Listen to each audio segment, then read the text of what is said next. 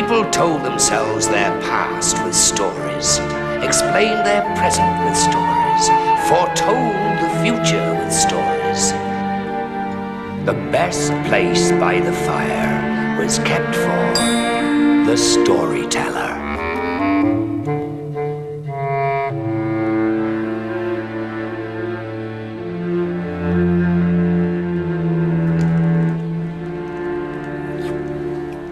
Yesterday, I was telling a marvelous tale of how the moon became round. And suddenly, as I reached the best bit, I couldn't remember what came next. I still can't. And staring at these expectant faces, I thought, what will I do when there are no more stories in me? When the well runs dry? What use a storyteller without stories? And then I remembered a time when that was exactly what happened.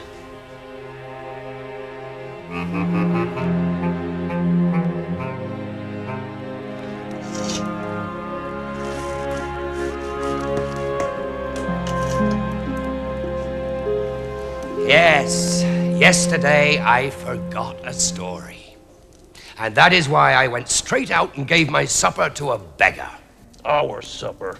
Now, of course, this will strike fools as foolish and wise men as wise.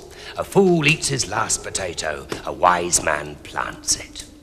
Apart from which, everyone knows beggars are never what they seem. You didn't plant a potato. You gave away our supper. What was he if he wasn't a beggar? He was definitely a beggar. There was a time, you see, when I myself was forced to beg. A bad time, a bitter cold, when a great hunger was on the land, and only the rich had bellies. And I wandered starving and wretched and without a home. Until one morning I found myself in a new kingdom, in sight of a palace and in smell of a kitchen, drawn there by the sweet aroma of roasting. And just about to knock was I when... Oh, get out! And stay out of my kitchen! Good day to you. I boil men for wasting my time. Oh, I'm sure that's right. Good policy. Do you have any spare water? What? Oh, just a drop will do. I have a good stone here. And with a little water, we'll make some soup for my friend and me. Stone soup? Delicious. I'm not a fool. You can't make soup out of a stone. Here's your water. There's your fire. Now let's see this marvellous soup. Thank you, thank you.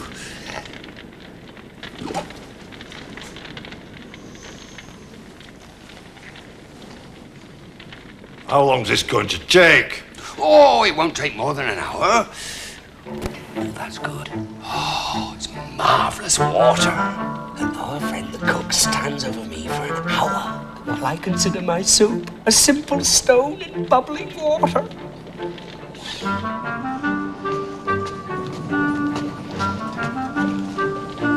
Well? Nearly there, I think. Done. Do you have a little salt? Salt!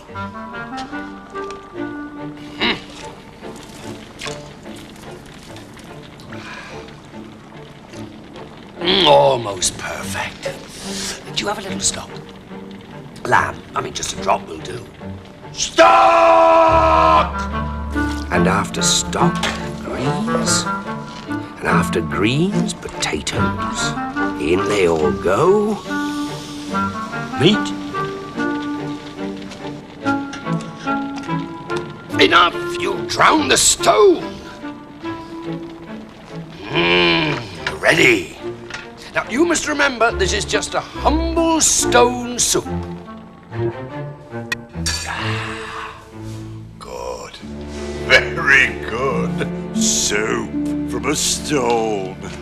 Keep it. My gift. Thank you. A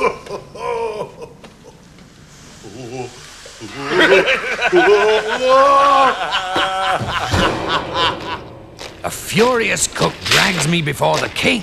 Punishment he rages, death by boiling. But all I'm listening to are the sweet gurgles of my full belly.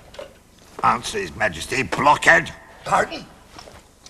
What's your trade, fool? It can be scratched on your gravestone. I am a teller of stories. A weaver of dreams. I can dance, sing, and in the right weather I can stand on my head. I know 7 words of Latin. I have a little magic. And a trick or two. I know the proper way to meet a dragon. I can fight dirty, but not fair. I once swallowed 30 oysters in a minute. I am not domestic. I am a luxury. And in that sense, necessary.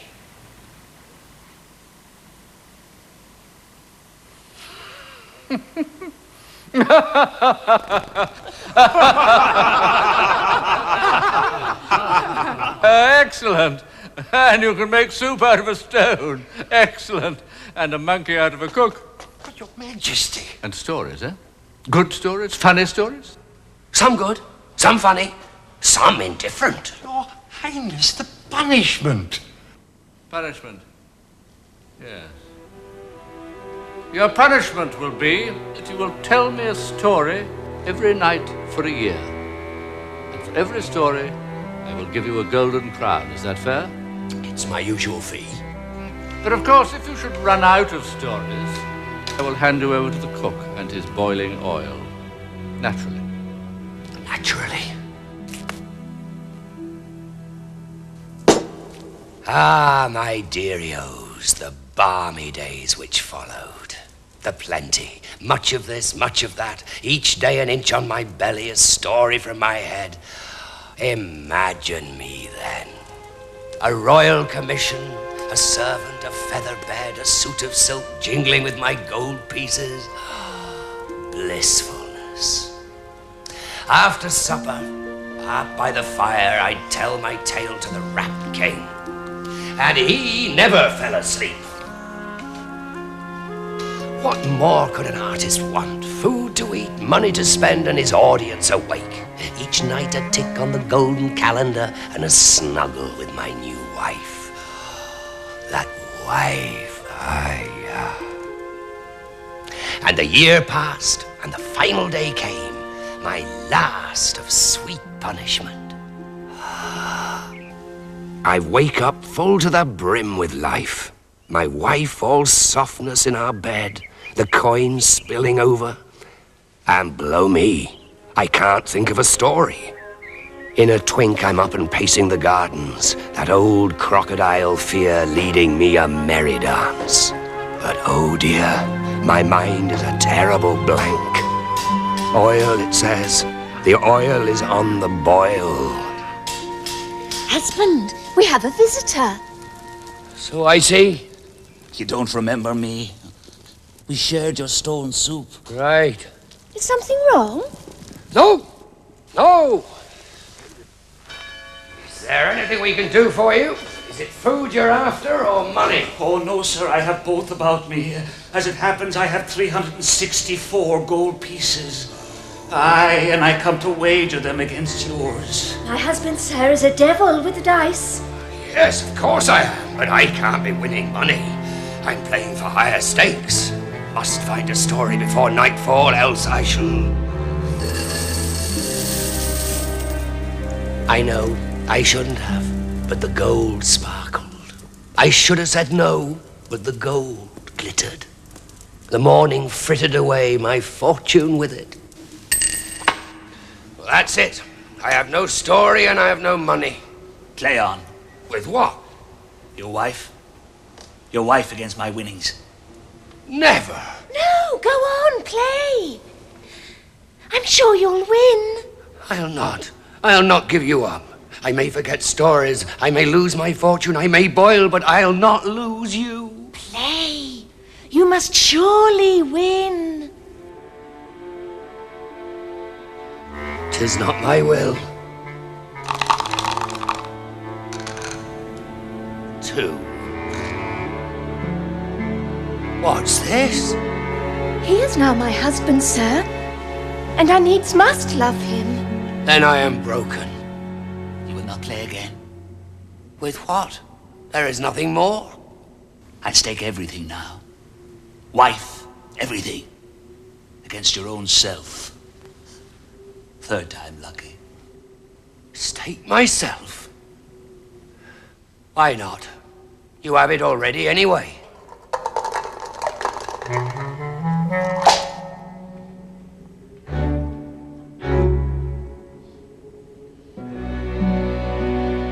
Two sixes. Naturally. Well, sir, I am your servant on this dismal day. Am I to be tied up like a dog? No. Like a hare.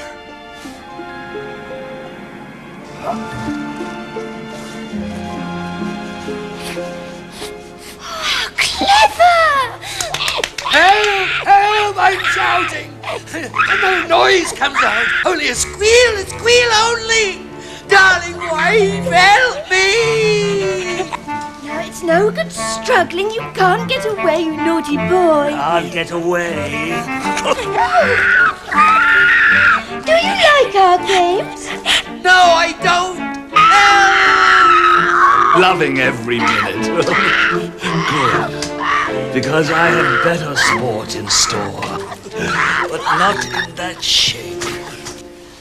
I wonder... Don't wonder! Help me! You choose, madam. Can you do anything? Anything. But it must be small for my purposes. A flea? A flea is possible. Nice. I can be popped between the fingers. Thank you. If you itch, you can think of me. And the beggar strides off. Where he carries me, I know not. This morning a man blessed, by lunch a flea. This does not bode well for the evening, unless I find my story. It's a boil in the oil.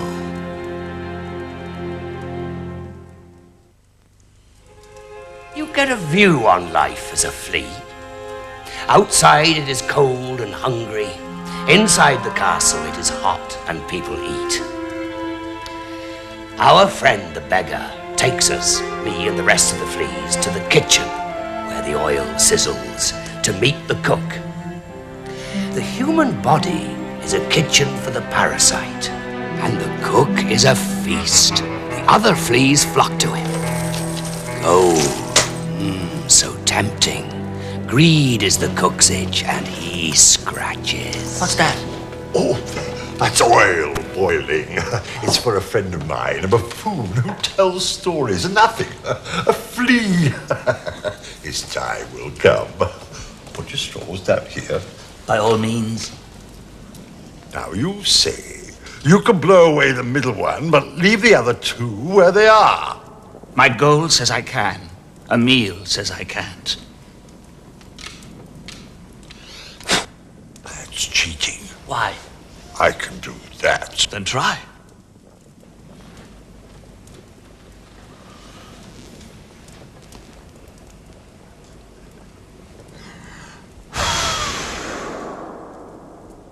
My finger. It's not so easy. Another game. My fingers. Oh, my fingers. This is simple. I'll wager my gold that I can move one ear, but not the other. That's impossible, but I'll not try. Let the doctor. Let's see, let's As you wish. You try. I want that gold. Try and curse you.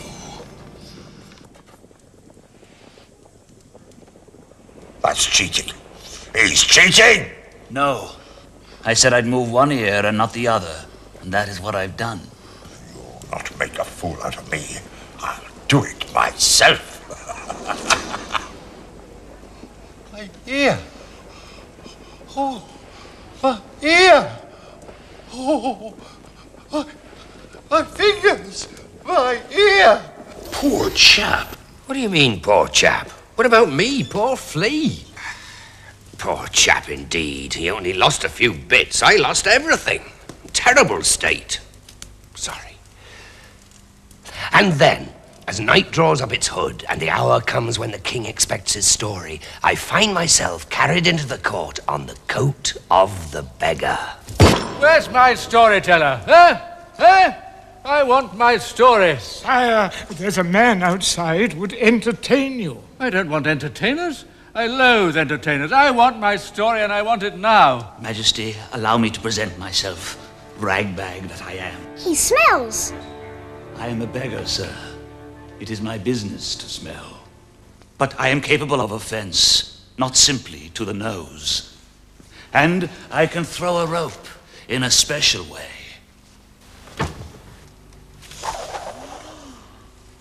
That's clever. Do something else. Can you do anything else? I can.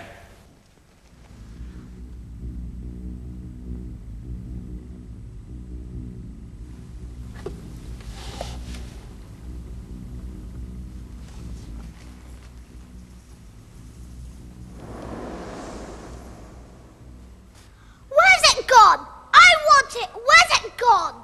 The prince wants the ball. Please oblige. It's at the top of the rope. Can I get it? He can't climb a rope. Well, in that case...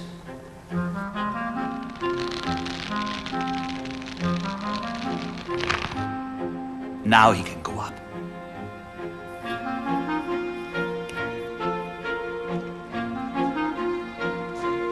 Be careful.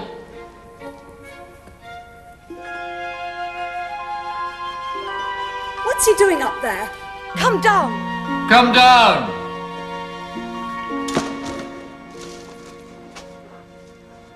Where was he?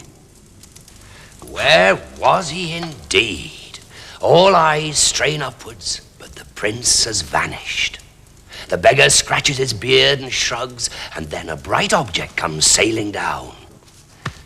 The ball.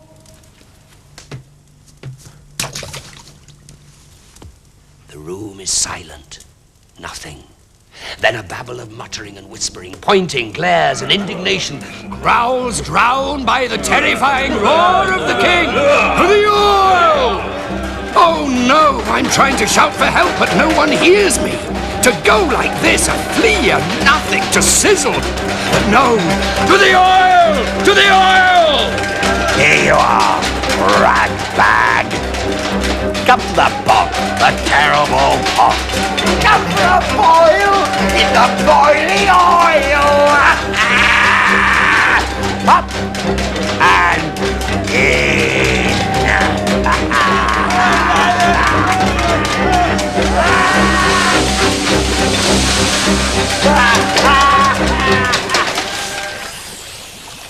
Watch out! Sorry. That's it, right. That's not meant to happen. It's boiling.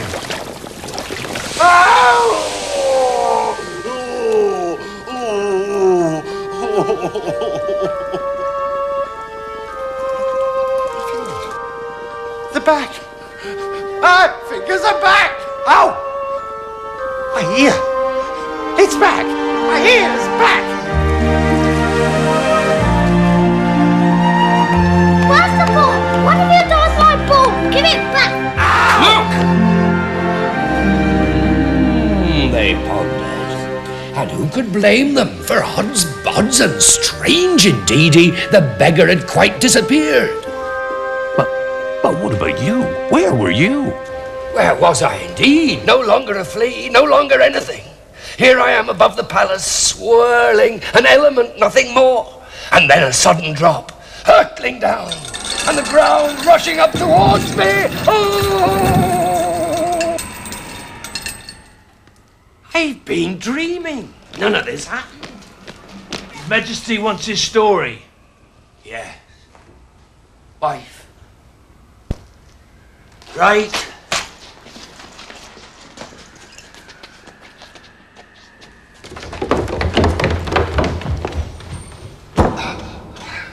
The day is almost over, and I've heard no story.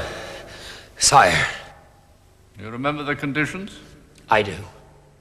Well, do you have a story to tell me or not?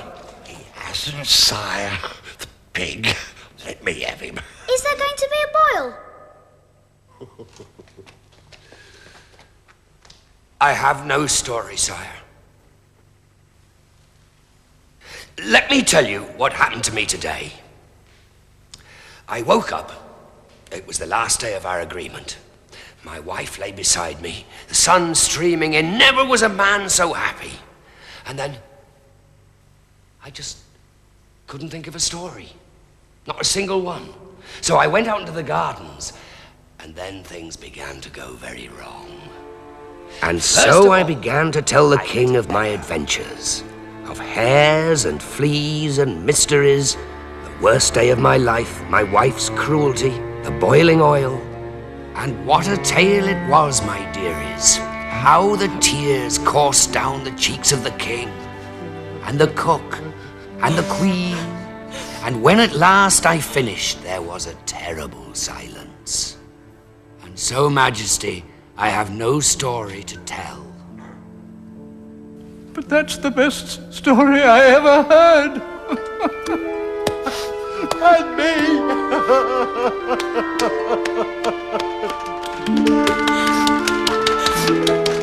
And suddenly the whole court stood and cheered and clapped my back and made me say again from start to finish the best story they'd ever heard. And then I understood what the beggar had done. He'd given me a story.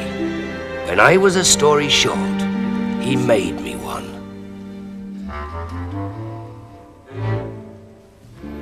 And your wife? Oh, she was under the beggar's spell. Ah, I thought so. Otherwise it would have been cruel to kiss the beggar, to make you into a flea. She was enchanted, definite. And still is, I suppose. She was so taken by his magic, she set off in search of him. I never saw her to this day. As for the cook, he threw out the pot of oil and kept the stone instead. Whenever a poor unfortunate came a-begging, he would make them the most delicious soup. So that's how a story was lost and then found. And is still told to this day, for the king will hear no other. Only it's changed now. The wife comes back to the storyteller becomes king. You know how it is in stories. She was a lovely red hair. Are you hungry? I've got a bone somewhere.